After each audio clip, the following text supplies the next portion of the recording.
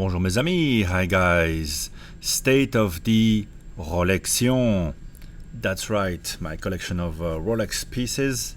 How did I get here? Do I regret anything? Would I want to change anything, get something else, trade something? Let's find out. Okay, it all started with this Explorer 2 polar dial, so the 16570, obviously bought used. It's I believe D series 2005-ish. It's got a few scratches all around but has never been polished, and I have the original papers. So this is the watch I wear pretty much all the time on the weekend and when I travel, because you have the travel time function whereby you can change the hour hand without stopping the watch, so it's very practical when you get to your destination. You never have to worry about damaging the date wheel, because you change it using the change of the hour hand. So you have the GMT, so here I can follow what time it is back home in Europe. I'm here in Asia. And the watch is very sleek, because of this fixed steel bezel. I think the look is amazing. One of my favorite details is this polished ring around the bezel. Simple clasp here, you have enough adjustment to find the right fit. I never really feel discomfort with it, unless it gets really, really hot and I play outside with the kids or do some sports. But in general, it's a super comfortable watch, great weight, very solid crown, no problem to wind it and thread it back in. A bit of a wobble is all the GMT movement.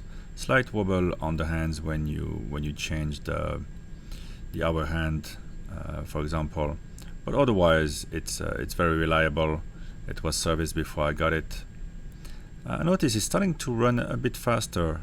It was +3, it might be a bit more now. So could need some attention at some point, but it's still. If you want one Rolex, this is the one I would recommend. It's funky with the white dial, but the black dial is very nice. If you have really big wrist, you can get the 42mm more modern version, which will have the updated movement. It will also have a much better clasp with the easy link. But the thing is, when you blow up this from this size, this classic 40mm size, there's too much space on the dial and everything looks a bit funky, I think. They should come up with a new version of it that could be a bit more tight. If I was to get the 42mm version, I would get the black one. I think it's great with the orange hand. The white one, not my preference. I prefer the smaller version. So these are slightly going up in price. This one I wouldn't lose if I was selling it, but really I don't think it's one that I would ever want to sell, because it's just so practical and really near the perfection. I think a little adjustment on the clasp would be great, and the lume is still good, but the new chromalite would be great as well. If the current version of the Explorer 2 was 40mm, I would definitely trade for that. So yeah, these are very popular at the moment. Let's refocus here. The next one I got actually in a shop was the Explorer 214270.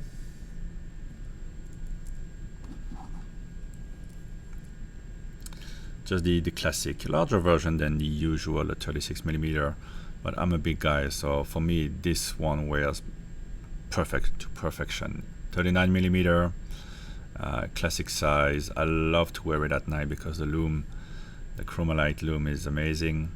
Here it's the current version, so everything is loomed. Be careful if you buy the slightly older version, pre-2016 I believe. The 369 will be in full white gold, which is a cool look, but it won't glow at night. So to me this is a very special piece, very sleek, beautiful, satin-like oyster bracelet. You have the easy link, which I use a lot It's really a great feature. Obviously, the Submariner and the Sea Dweller here will have the glide lock, which is the next level. But already the easy link for me is great. If it was 3mm, would be maybe even better than the 5mm, but 5 is great. And I really do use it a lot here in very humid and hot climate. The finish is beautiful on this watch.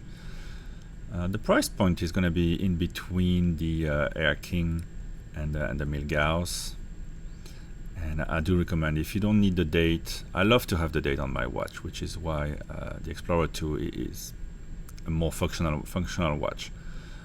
But this is really classic. And if you watch, I believe, season 4 of Mad Men, you will see that Don Draper was wearing an Explorer the whole season. He changes to the other during the other seasons. I'm talking about season 4, maybe season 3. I think it's 4. And although the watch I don't think was available in the format that he had at the time, but doesn't matter. It looks great on him, and I'd like to say it looks great on me. Fantastic watch is one I often pick up, and some people call it boring, but that's the whole point. It's the simplicity of it is the beauty of it. And sometimes when you get a lot of fancy things going on, you see some fancy dials here in my box of Rolex. Sometimes something a bit more simple, just it says more than too much. Fit wise, that one is perfect for the weight, the look. Just love it. Very, very manly. Sometimes men shouldn't be wearing something too fancy. Afterwards, I believe I was looking for a more expensive Rolex, something a bit more definitive. Let's say I was looking at the two-tone Daytonas. I remember I was looking for two-tone, and I saw this new old stock Datejust 2. It was this year, 2019, in a shop. So now it's been replaced by the Datejust 41. So both are 41mm, but the Datejust 2 is a bit thicker. But most importantly, it had a different dial. But right before I picked up this, I found I really got hip to the Sea Dweller 4000. So the SD 4000. This is the 40mm that was produced from 2014 to 17. So a short production range, and it looks a lot from the top like Submariner. And actually, if you look at it from the top on the wrist, it wears smaller than Submariner because the lugs are not that thick, or it's on the side that the watch is a bit larger, not that much actually. It wears really nice. It's not too heavy still. You have the helium escape valve, so it's a incredible dial, probably the best one ever made. The new version is 43mm, so thank God this one is discontinued, and I think it is gonna reach great heights in the future for collectors. It doesn't have the Cyclops, so I love that I have the date, but at the same time the watch is very symmetrical, so it's the best of both worlds. Also the bezel is fully graduated, unlike the Submariners. So again, you have a better symmetry here. Beautiful chroma light at night. Everything is very luxurious. You have the modern appointments. Obviously on the bezel, and the hands and the indices are made of white gold. The crown is very solid with the 3 points there. You have the triple protection. This watch can go to incredible depth. It's a true professional tool, and as I mentioned, you have the glide lock and also a flip lock here, so you can put it above a dive suit or just adjust it during your day. This is to me the best modern Rolex. After that, everything got bigger, and I'm going to talk about it in the next video, what's going on there and where the Submariner might be going if they decide to change the current production format. So really I recommend you this. These are of course keeping their price and going up in price, and I think it's good time to pick them up. Won't be cheap, but I think you won't regret it. And I had no hesitation when I found this one totally mint with the papers. I had to have it. And but still, I could not forget the Datejust that I had just seen. And I don't know why. It was a bit of a crazy purchase because it's very expensive. I mean, that one was very expensive. I don't know. I was in the mood to expand the collection. It was summertime, and I wanted to have a two-tone. And I absolutely love the numerals here. It's my only watch actually that has the hour and the minute numerals. So it's the easiest for a child to learn how to read the time. So it's the one I should bring to my kids when I try to teach them time. It's very hard to teach time to a kid, especially with a GMT bezel or with a watch that has no number related to the minutes. So actually all of them have some numbers, not all of them. This one has it all. It wears great. It's bigger, 41 millimeter, but it's very curvy. It wears very flat. It's kind of heavy with the two-tone with the gold. You have the simple folding clasp. I mean, it's not that simple. There's a nice articulation here, and you have the easy link. The lume at night is absolutely gorgeous. I don't really wear this watch at night. I don't want to scratch it uselessly. Obviously, these links, they get scratched up pretty easily. I think here you can see the bottom links there. Although I'm very careful, I don't know. Gold is a soft material, so I think just putting on a shirt over it could scratch it. A button could scratch it, or even a stitch. But I like the hands. The date is very clear. It's a great watch to wear at the office. But I'm getting a bit too self-conscious with it because the industry is not doing well, and wearing this type of flashy watches is a bit of a faux pas, a bit out of place.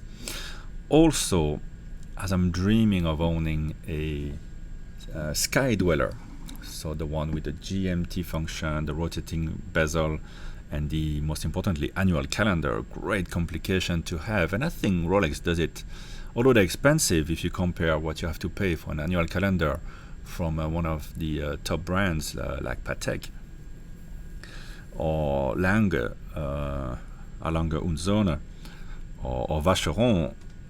In the end, the Rolex is very well priced, especially in the steel version, which is impossible to find in the shops, unfortunately. I like, obviously the blue one is beautiful. I love the black, love the white one. But the two-tone with black dial has actually all the colors of my home country's flag, Belgium, black, yellow, and red, because there's a little touch of red going around the dial to show you the month in a very clever way that you're at. So great complications. It's going to be larger. It's going to be heavier. That's why people prefer the steel ones, and the steel ones are less flashy. But if I'm going to have a flashy watch, as much as I love this one, I would replace it with the two-tone black dial Sky Dweller.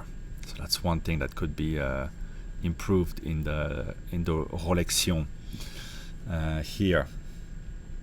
Then I went to Belgium, went around to see the Rolex shops, and I was not expecting to find anything. And by talking to an AD, they got to show me this Air King.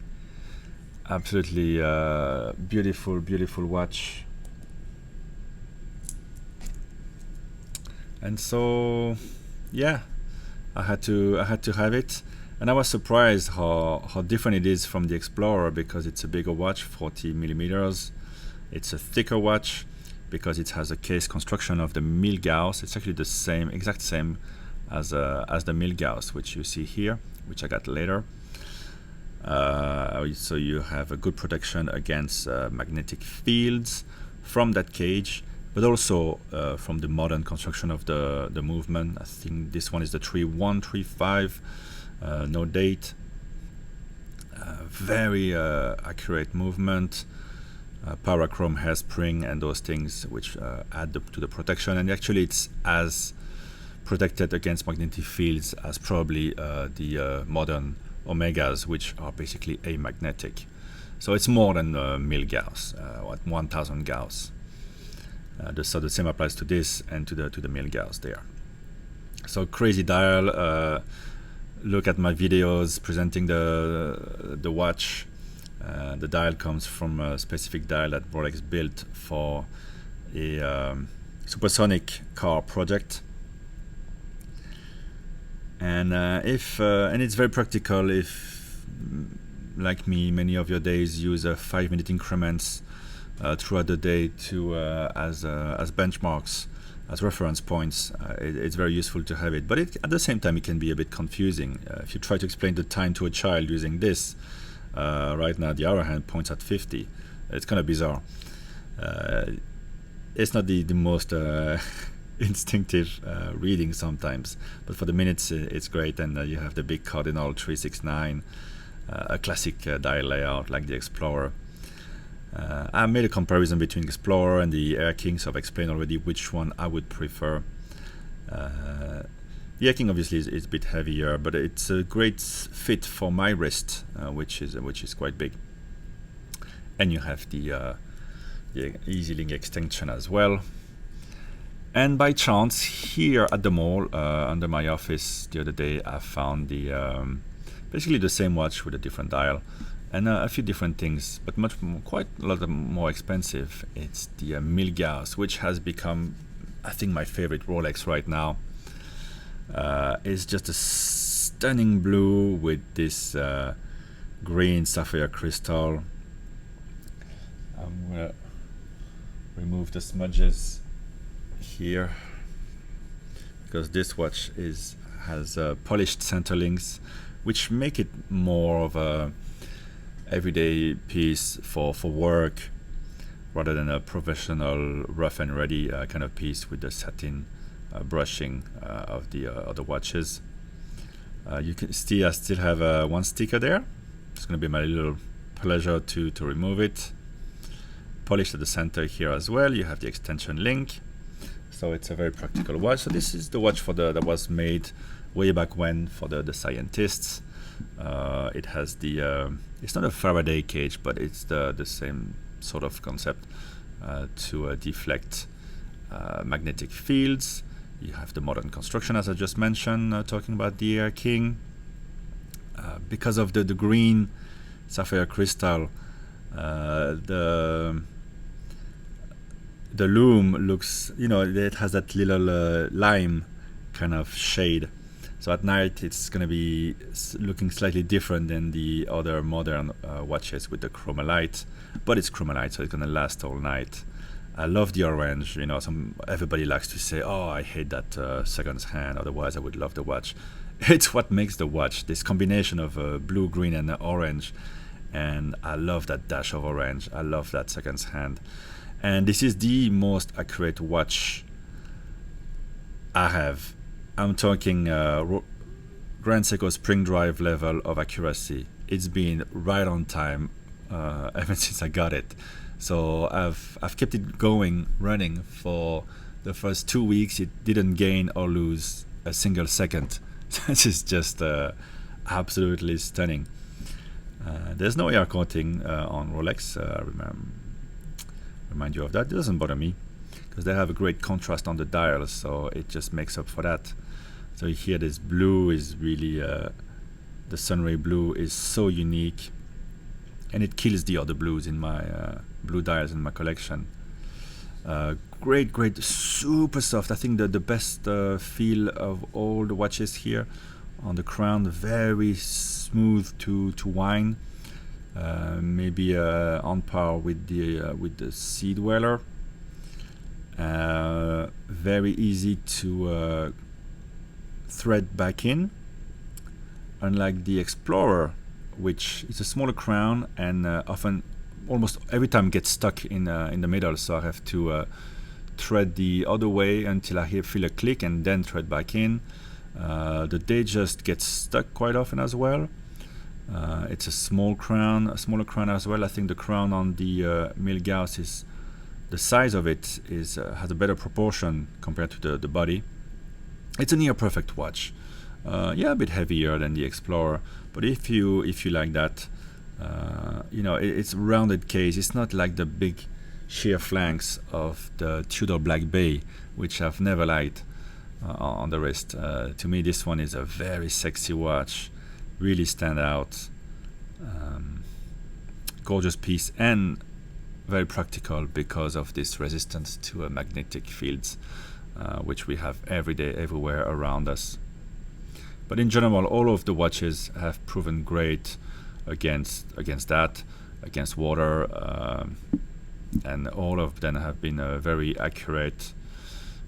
This one is really spot on. The modern ones are like within 2 seconds of accuracy, and the Explorer 2, as I said, gains 3 to 4 seconds a day, which is fine. It's still chronometer spec, and it's a much older watch. It's almost 15-year-old watch. So would I change something at this point? What do I crave for? As I mentioned, I would love to have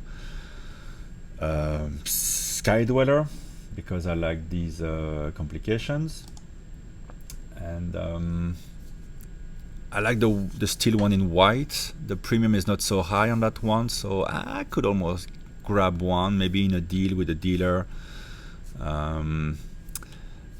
As much as I love the Air King, it is the same watch basically as the Milgauss, and the Milgauss is just such a stunner, such a chance to have a different color. As you see here, as I have 3 black dials, if I remove one, maybe I have a more balanced collection. And if I was to replace the Datejust with the complication that I want, the Sky Dweller, maybe two-tone with the black dial, then I have a bit of emotional attachment extra with having those Belgian flag colors, and it would still be different from the 2 black dials because it would have the gold. So that could really be a way to go. So I might, you know, I don't really want to trade out, you know, because I'm really blessed to have the Air King and the Datejust. They're gorgeous.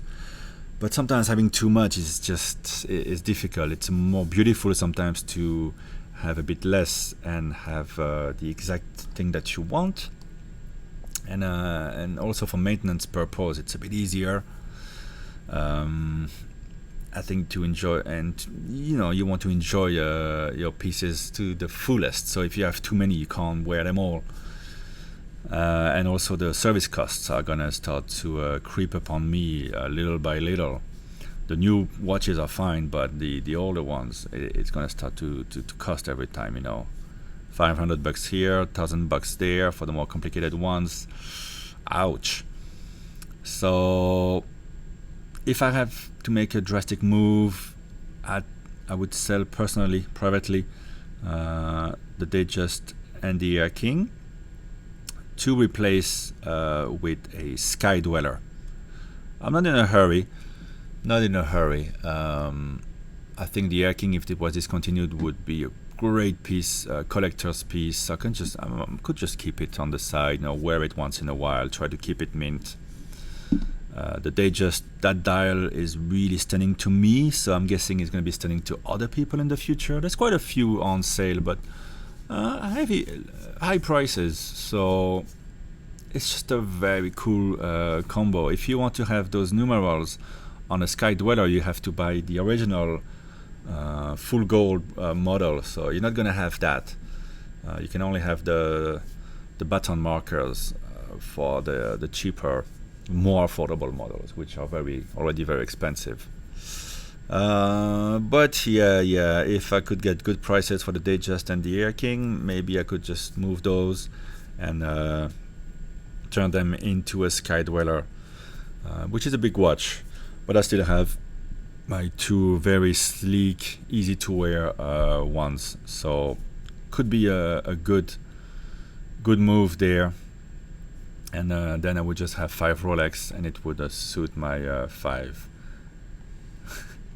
pieces case here. I would also love to have the simple version of the current Datejust. I've already seen some nice ones at a discount. So there's the steel with the white gold bezel and the Wimbledon dial. That is lovely. That Wimbledon die looks great on the two tones, but maybe it's a bit too much, too flash. And it's a chance to have the a Jubilee band that's missing in my collection. So if I hadn't bought already my Datejust 2, I would probably grab that Datejust 41 in steel with the nice Wimbledon dial. You know, you can't have them all. I can't. I'm not made of money. And if you think this is a lot, well, just think of it as an investment. Instead of putting money sleeping in cash, it's in something that I can enjoy. That's all. Otherwise, I could sell them all, and it would be in cash in the bank, doing nothing, serving the bank instead of serving me. This is not the whole of my collection. Reminder: if you don't know the channel, I have other things. Some Omega, a Patek. Let's just say hi. Hello, Patek Philippe, Calatrava, Travel Time. I got the classic of classics, the one you gotta have. Why would you pay crazy premium for a Daytona if you can have the moon watch, the watch of the astronauts? And currently one of my main squeezes, this Zenith Chronomaster. It's got everything. So yeah, there you go. Let me know what you think about my collection right now, where you would go with it. Obviously, I'd love to have a GMT, Pepsi, or the Batman, or the Batgirl. Would love to have the Hulk, but they're impossible to find, especially when you live in Hong Kong. Such a hype on those models here. There's no chance. You would have to spend a really big money to. If I had bought all my watches at the same place, maybe it would be. I would get a crack at it. But even so, I wouldn't. So the money I save by shopping smart in different places is money that I could put. No, I'm not going to pay a premium for a green Submariner, which I could have bought 5 years ago with a discount. People are just nuts to pay a premium. Just if you can't have it, just move on. Get something else. Get something else for that money. You can get a Vacheron Constantin. You can get a Jaeger LeCoultre, you know, you don't have to have the same watch as everybody else. The problem now, if you wear a Daytona, look, the waiter at the restaurant is going to have one here in Hong Kong. Not to be mean and put anyone down, but it's not special anymore. I think it's more special to find the model that pleases you and that you find special. I think to me is the Milgauss right now. It is such a thrill to have that watch, and it's an expensive watch. I used to think I would never own a Rolex, so I bought this one actually in a Starbucks from a very well reputable dealer here. I remember I took a cab at night to a part of town where I had never been and would never go normally. It was quite far. I took a cab to go there. I met the guy. He had just broken his foot. Met the guy under his the tower where he lives at the Starbucks, and showed me the watch, the papers, and we made a cash deal. That's how you do it in Hong Kong. And he told me the next day he was gonna sell I think very expensive Patek to a celebrity. That's how it goes here. So there you go. Let me know where you are with your Rolex obsession, with your ROLECTION, your ROLECTION. And it's a cool term, right? I've coined it. I don't think I've heard it before from anyone. And let me hear your suggestions, your comments. Long video. Thanks for sticking around, and I'll speak to you in the next one. Take care.